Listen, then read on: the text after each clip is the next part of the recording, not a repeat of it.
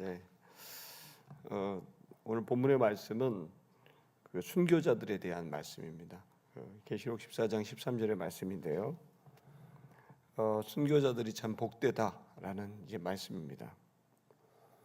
여러분이 알다시피 순교자라는 것은 그 주님 안에서 주님의 일을 하다가 그 사명에 따라서 주님의 그 말씀을 받고 그래서 그 사명을 감당하다가 사역하다가 돌연 죽음을 당한 분들을 우리는 순교자다 이렇게 표현을 합니다. 2019년 11월 20일에 우리 튀르키예 디야르바키르라는 곳에서 우리 김진욱 선교사가 복음 전하다가 저녁 11시 넘어까지 복음 전하고 귀가하다가 그 17세 소년에게 무참하게 칼에 9번 찔려 순교하는 일이 발생하기도 했었습니다. 그리고 2013년에는 우리 김진규 목사님이 저희와 저희 교회는 아니었지만 늘 저와 함께 동역하고 국토기도 대장정을 늘 그 해운대에서부터 임진각까지 23일 동안 걷고 기도하는 나라를 위해서 헌신하고 늘 그쪽에 그 경상도 축선의 행군대장으로 섬겼던 김진욱 목사님이 2013년에는 이집트에서 이스라엘을 넘어가시려고 차량을 기다리다가 테러리스트가 와서 이제 온몸에 대못을 가지고 폭탄을 가지고 이제 버스 안으로 들어오는 것을 우리 김진규 목사님이 온몸으로 막아서 온몸에 한 170개가 넘는 대못이 다 박히고 순교하는 일이 있었기도 했습니다. 2009년에는 제가 저희 교회가 늘 해왔던 이제 탈북자들 보호하고 연길 또 이런 이제 이런 쪽에서 그 일을 감당했던 배 선생님이 이제 저한테 또 세례도 받고 그래서 연길에 있다가 한국에 오셔야 되는데 이분이 난 한국에 안 가고 다시 북한으로 가서 복음 전해야 되겠다. 그분이 북한으로 갔는데 바로 거기서 잡혀서 공개 총살을 당하게 되었습니다. 저는 이렇게 믿음의 길을 걸어오면서 우리들에게는 순교자가 멀리 있는 얘기가 아니고 이렇게 가까이서 사역하는 분들이 주님의 일을 위해서 헌신하다가 목숨을 잃는 경우를 여러 차례 보게 됩니다. 지금도 이디오피아나 또 아니면 북한이나 지금도 선교사님들이 잡혀 있습니다. 우리나라 정부가 조금 안타까운 거는 선교사들이 잡히면 아무 반응을 안 합니다. 돈을 줘야 된다고 생각하는데 군대를 보내든 뭐라든 이렇게 하면 좋은데 지금도 선교사님들이 곳곳에 잡혀 있습니다. 그들이 언제까지 사시겠습니까? 또 언제가 되면 또 불행한 일을 당할 수도 있는 것이고요. 그들의 고문과 그리고 핍박 아직 뽑았어요. 예, 그렇습니다. 순교자들이 왜 이 순교를 하는가? 그 내용이 이제 오늘 본문에 나와 있는 내용입니다. 저는 이 순교는 이렇게 생각합니다. 그 불평등의 평등. 오늘의 주제는 불평등의 평등에 대한 의식입니다. 무슨 얘기냐면 우리는 이제 평등하다. 예수 믿으면 구원 얻는다. 이렇게 생각하잖아요. 이신득이라 그래서 믿으면 구원 얻는다. 이건 되게 평등한 일입니다. 그러나 예수님의 말씀을 들여다보면 열심히 하는 사람들은 그만큼의 복을 얻고 그렇지 못하는 사람들은 얻지 못합니다. 순교자들하고 우리하고 똑같다면 말이 되지 않겠죠. 그 순교자들의 헌신은 반드시 이제 그것은 당연히 불평등하게 대우를 받아야 되는 겁니다. 그것이 평등한 겁니다. 아멘입니까? 오늘 본문이 그걸 얘기하는 거예요. 진짜 복이 뭐냐? 주의 일을 열심히 하다 간 사람들이 진짜 복이다. 그 말씀을 하는 거죠. 우리 한번 계시록 14장 13절의 말씀 한번 읽어보도록 하겠습니다. 다 같이 읽겠습니다. 시작. 또 내가 들으니 하늘에서 음성이 나서 이르되 기록하라. 지금 이후로 주 안에서 죽은 자들은 복이 있도다 하시매 성령이 이르시되 그러하다. 그들이 수고를 그치고 쉬리니 이는 그들의 행한 일을 따름이라 하시더라. 아멘. 이제 또 천사가 또 음성을 들려줬습니다. 그걸 보니까 기록해라. 그러면서 기록해라라고 하는 말이 뭡니까? 지금까지 없던 표현이죠. 너무나 중요한 일이라는 거예요. 너무나 중요하고 의미 있는 일이라는 거죠. 뭐라고 기록하라든 지금부터 지금 이후로 주 안에서 주님 안에서 죽은 자들은 복이 있다. 주님 안에서 죽은 자들이란 표현이 뭡니까? 주님 안에서 끝까지 버티고 견뎠던 사람들, 그러다가 죽은 사람들, 이 사람들은 복이 있다 하셨습니다. 그랬더니 성령이 옆에서 있다가 말씀을 합니다. 그러하다, 맞다. 주님께서 주신 믿음을 지키려고 사명을 지키려고 죽은 사람들은 정말 복이 있다, 맞다, 그러하다. 그들이 수고를 그치고 그 사명을 받아서 주님께서 시키신 일을 하여서 수고하는 거죠. 이제 이후로는 그들은 그 많은 수고를 그치고 쉬게 될 거다, 안식하게 될 거다. 이것은 그들의 행한 일을 따름이라. 그들이 열심히 행했기에 그들에게는 맞는 안식이 기다리고 있다라는 말씀입니다. 여러분, 마지막 시대에 하나님이라는 게 세상 어려운 일이에요.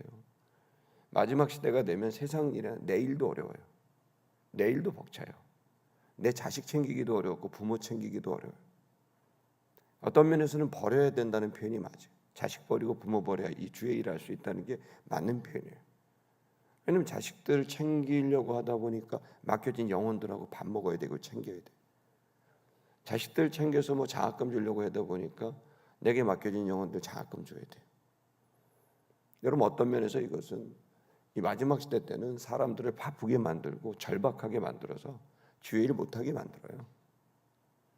여러분, 그런 시대에 그 모든 자신의 사사로운 마음을 버리고 하나님께서 주신 이 사명을 감당하려는 사람은 마땅히 그 복을 받아야 됩니다. 누구는 뭐 부모 없습니까? 효도 모릅니까? 누구는 뭐 자식 챙길지 모릅니까? 내 자식 장학금 줄 줄 알면 남의 자식도 장학금 줘야 되고, 내 자식 집회 줄 줄 알면 남의 자식도 줘야 되는 게 맞는 거고 하나님 아들의 의식 아닙니까? 그걸 가지고 있는 거예요. 선교사들 여러분 꼭 한번 가보셔야 돼요. 그들이 선교하고 있는 현장 가서 봐야 돼요. 여러분, 그곳에서 선교사들이 지금도 여러분 뒤늦게 우리 김진욱 선교사 미망인이 지금도 여러분 거기에 가서 지진이 일어나서 6.5 지진이 일어나서 밤새도록 건물 바깥으로 나와서 이 추운 날 영하에 가까운 날씨에 밤새도록 두 아이와 벌벌벌 떨면서 그러면서 거기에서 밤을 지새웠다는 얘기를 제가 지난주에 들었어요. 이렇게 큰 지진이 일어났거든요. 여러분, 뭐 한다고 거기서 그것을 합니까? 인간적으로 보면 궁색하기 그지없지만 여러분, 그 모든 수고는 거기에도 편지에도 뭐라고 쓰냐, 마지막에 그 밤새도록 함께 떨면서 이웃집에 있는 아줌마들 아이들하고 함께 있으면서 함께 정을 나누고 마음을 나눠서 기쁘게 생각한다. 이게 뭐가 기쁩니까? 그냥 아침에 좀 표현이 그렇지만 이건 개고생 아닙니까? 근데 그건 하나님이 그들에게 맡겨준 거예요. 그 영혼들을 책임져줘라. 목자 없는 양과 같고 부모 없는 자식과 같다. 그들에게 누군가 가야 되는데 제가 가겠습니다. 그래서 간 사람들이 선교사들이고 또 지금도 국내에서도 우리도 마찬가지입니다. 여러분, 대학생 중에 40%가 여러분 하루 세 끼를 못 먹습니다. 청년들이 분노하는 겁니다. 밥값이 10,000원이 넘어요. 대학생들 지금 30% 40%가 돈 걱정하면서 하루 2끼밖에 못 먹어요. 다시 가난해졌어요. 우리는 우리 삶을 살다 보면 나만 압니다. 이거 왜 해야 되나? 그래서 여러분, 우리 교회가 뭐 했습니까? 청년들이 국가장학금 제도 만들어서 박근혜 대통령 때 매년 3조 9천억 원씩 국가장학금 나가도록 투쟁하고 싸워서 그거 만들어 놨잖아요. 그거 갖고도 안 돼요. 이제 먹고 사는 문제가 아이들한테 왔어요. 이거 남의 나라 얘기 아니에요.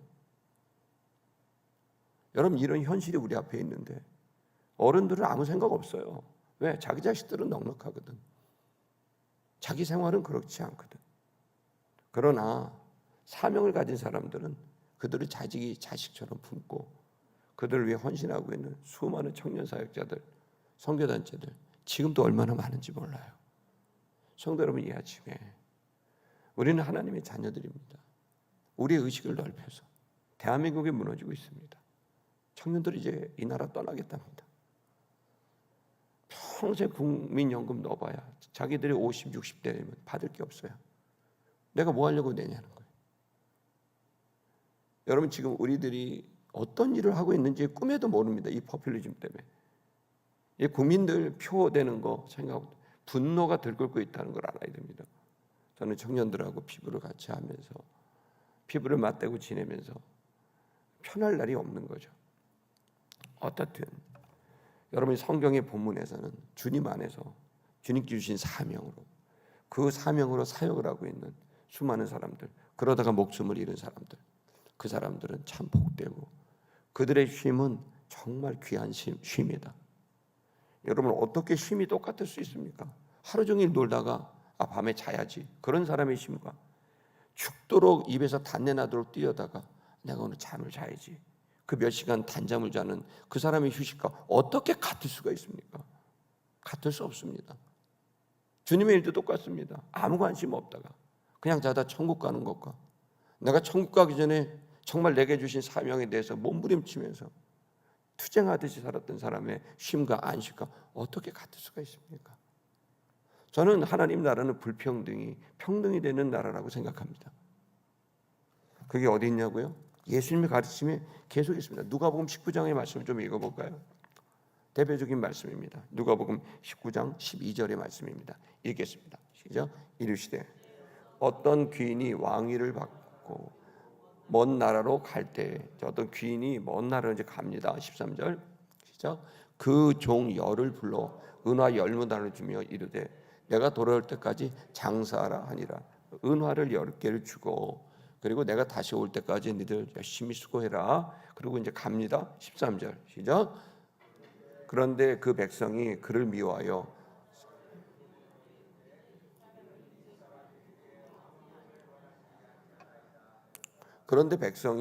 미워했어요. 그래서 떠나가는데 뭐 다시 오지 못하도록, 그리고 사자를 뒤로 보내어 이르되 우리는 이 사람이 우리의 왕됨을 원하지 아니하나이다 해서, 그래서 돌아올 필요 없다 이렇게 이제 얘기를 한 거죠. 뻔뻔한 거예요. 이제 내 거다 그런 겁니다. 15, 10 방송실 우리 화이팅 합시다. 잘 마치됩니다. 그래서 15절 시작. 받아가지고 돌아와서 나를 준 종들이 각각 어떻게 장사했는지 알고자 하여 그를 부르니, 그러다가 귀인이 안 되겠다. 이 사람들이 이제 은화 받고 귀인이 떠나니까 안 와도 된다. 이거 우리 거다. 이렇게 뻔뻔하게 나오니까 이 귀인이 왕권을 가지고 다시 옵니다. 돌아왔습니다. 그리고 은화를 나눠준 종들을 각각 불러서 너 어떻게 했니? 라고 장사했는지 물어봤습니다. 16절 읽겠습니다. 시작. 그 첫째가 나와 이르되 주인이여 당신이 한 문화로 10문화를 남겼나이다. 아주 귀한 투자자입니다. 한 문화를 갖고 10문화를 남겼다. 1000% 수익률, 어마어마한 이제 능력 있는 사람입니다. 근데 여러분, 이게 거저 왔겠습니까? 여러분 1000% 이게 저절로 옵니까? 10배를 어떻게 봅니까? 여러분 너무너무 수고한 사람이죠. 돈 벌기 얼마나 어렵습니까? 2배 만들기도 어렵습니다. 부동산 수익률 해봐야 고작 60%도 되면 엄청나게 박수치는 겁니다. 그런데 여러분이 1000% 남겼어요. 그랬더니 17절 얘기했습니다. 17절 시작. 주인이 이르되 잘했다 착한 종이요 내가 지극히 작은 일에 충성하였으니 10골 권세를 차지하라 하고, 한 문화 줬는데 10문화 남겼어. 오케이, 그렇다면 네가 좀 더 큰 거 한번 맡아봐라 라고 이렇게 했다는 거예요. 능력이 있어서. 18절 읽겠습니다. 시작. 그 둘째가 와서 이르되 주인이여 당신의 한 문화로 5문화를 만들었나이다. 5문화 좀 수익률이 떨어집니다. 5문화를 한 겁니다. 그랬더니 19절 읽겠습니다. 시작. 주인이 그에게도 이르되 너도 5골을 차지하라고. 그러면 네가 10문화 나서 10골, 너 5개 그럼 5골 한번 해봐라. 네가 작은 거 이거 5문화 10문화 한 걸 보니까 네가 고울도 담당할 수 있을 것 같아. 그래서 너 5개 맡겨서 오케이 5마을 네가 한번 해봐라. 그리고 이제 기회를 준 거예요. 자 20절 읽겠습니다. 시작. 또 한 사람이 와서 이르되 주인이여 보소서 당신은 한 문화가 여기 있나이다. 내가 수건으로 쌓아 두었나이다. 한 문화 줬는데 수건에 쌓아 여기 보십시오. 한 문화 여기 있습니다. 이렇게 얘기합니다. 어이가 없는 거죠. 아무것도 안 한 거예요. 그냥 쌓아놓고만 있는 거예요. 21절 보겠습니다. 21절 시작. 이는 당신이 엄한 사람인 것을 내가 무서워함이라. 당신은 두지 않는 것을 취하고 심지 않는 것을 거두나이다. 이게 뭔 소리입니까 지금? 짐작하는 게 당신은 무서운 사람이니까 내가 무서워서 아무것도 안 하고 이거 잃어버릴까봐 그냥 간직하고만 있었다. 이런 소리를 하는 거예요. 얼마나 큰 변명이고 아무것도 안 했다는 얘기예요 결국에는. 그리고 거기다가 괜히 자기 책임도 안 하고 원래 주인이 무서운 사람 아닙니까? 그래서 무서워서 아무것도 못했습니다. 잃어버릴까봐 리스크 생겨서 다 잃어버릴까봐 아무것도 안 했습니다. 손해날까봐 아무것도 안 하고 있는 거 그대로 드립니다. 이거에 대한 주인의 반응이 뭘까요? 22절 읽겠습니다. 22절 시작. 주인이 이르되 악한 종아 내가 네 말로 너를 심판하노니 너는 내가 두지 않은 것을 취하고 심지 않은 것 거두는 엄한 사람인 줄 알았느냐? 그래? 그럼 나 엄한 사람이야. 네 말대로 내가 엄하게 너를 꾸짖노라 라고 말한 거죠. 23절 시작. 그러면 어찌하여 내 돈을 은행에 맡기지 아니하였느냐? 그리하였으면 내가 와서 그 이자와 함께 그 돈을 찾았으리라 하고 네가 정말 그렇다고 생각한다면 은행이라도 맡기면 조그마한 이자라도 받았을 거 아니냐? 무책임하고 변명을 하고 있는 악한 종아 이렇게 말한 겁니다. 24절 보겠습니다. 시작. 곁에 섰는 자들에게 이르시되 이 그 한 문화를 빼앗아 10문화 있는 자에게 주라. 그 한 문화 내놔. 열심히 한 10문화 네가 가져가. 그럼 10문화를 줬다는 거예요. 25절 읽겠습니다. 시작. 그들이 이르되 주여 그에게 이미 10문화가 있나이다. 불평등해 보여. 그랬더니 26절에 예수님이 그 주인이 시작. 주인이 이르되 내가 너에게 말하노니 무릇 있는 자는 받겠고 없는 자는 그 있는 것도 빼앗기리라. 여러분 우리는 평등이란 말에 대해서 오해를 계속 가집니다. 예수 믿으면 천국 간다. 천국 가죠. 근데 여러분 그 예수 믿으면이라는 말이 행위가 따라오지 않습니까? 그게 진짜 믿는 거죠. 그 행위가 뭡니까? 내게 맡겨진 일, 하나님이 나에게 맡겨준 일이 있느냐는 거예요. 그 일에 대해서 여러분 우리는 당연히 주님을 믿으니 주님이 원하는 걸 하고 싶은 거고 주님의 고민을 풀어주고 싶은 거죠. 그게 진짜 믿는 거죠. 여러분 그래서 여러분 지금 우리는 여러분 이제 영국에 굉장히 유명한 여자 수상이 있습니다. 철의 여왕 마가렛 대처라는 영국 그 여왕이 있습니다. 그 여왕이요, 여러분 이제 영국 웨일즈에 가면은 옛날에 엄청난 거기가 이제 그 공장이 있었어요. 우리나라는 뭐 포항제철이나 울산 단지 같은 어마어마하게 큰 단지가 있었는데 여러분 지금 거기 가면 그거 다 없어졌어요. 다 망했어요. 왜 망했냐? 그때 여러분 거기서 사람들이 평등에 대해서 주장한 거예요. 노조가 평등을 얘기하면 똑같이 줘라, 똑같이 줘라. 그러니까 똑같이 주면 잘할 것 같은데 아니요, 똑같이 주니까 다 같이 게을러지고 그러면서 거기에 자기들끼리 막 카르텔이 일어나고 이렇게 되니까 대처가 그랬어요. 열심히 일하는 사람은 많이 받아갈 거고 그렇지 않은 사람은 못 가져가는 게 그게 평등한 거다. 지금부터 내가 이 집권하는 동안은 불평등이 평등이 되는 나라가 되게 할 거다. 열심히 일하는 사람은 많이 가져가야 되는 거고 게으른 사람, 아무것도 안 하는 사람은 안 가져가는 게 맞는 거다. 그리고 그 아무것도 할 수 없는 사람에 대해서 국가는 최소한의 책임을 지는 것이 마땅한 국가의 도리다. 국가는 이 두 가지를 같이 가져가야 된다. 불평등한 게 평등하게 되는, 그리고 따라가지 못하는 사람들을 챙겨주는 이 두 가지로 나는 통치할 거다. 그러면서 강력하게 밀었는데 결국 또 노조도 강력하게 밀었죠. 결국 어떻게 됐어요? 웨일즈는 공장이 다 사라졌어요. 운영을 할 수가 없는 거예요. 수익을 낼 수 없으니 당연히 떠나버린 거예요. 저 들판이 됐어요. 여러분, 요즘 오늘 우리들은 제가 무슨 정치 얘기하고 이런 게 아닙니다. 주님의 나라에는 순교자들은 반드시 그것에 대한 보상이 있는 거고, 수고하고 애쓴 사람은 반드시 수고하고 애쓴 보람이 있어야 됩니다. 성도 여러분, 성도 교회에 대해서 이래라 저래라 말할 수 있는 사람은 그만큼 자기 자신의 의무와 책임을 지는 사람이어야 되지 않습니까? 뭐 예를 들어서 건축원 그러면 이론도 안 하는데 건축이 어떻다 어쩌다 말을 하는 건 말이 안 되는 거죠. 자기의 기본적인 헌금을 하고 기본적인 수고를 하고 그러자 많고 적음의 문제가 아닙니다. 여러분, 오늘 우리는 이 순교자들이 순교했구나. 저는 진욱이 보면서 진짜 제 마음이 막 여기 무너져요.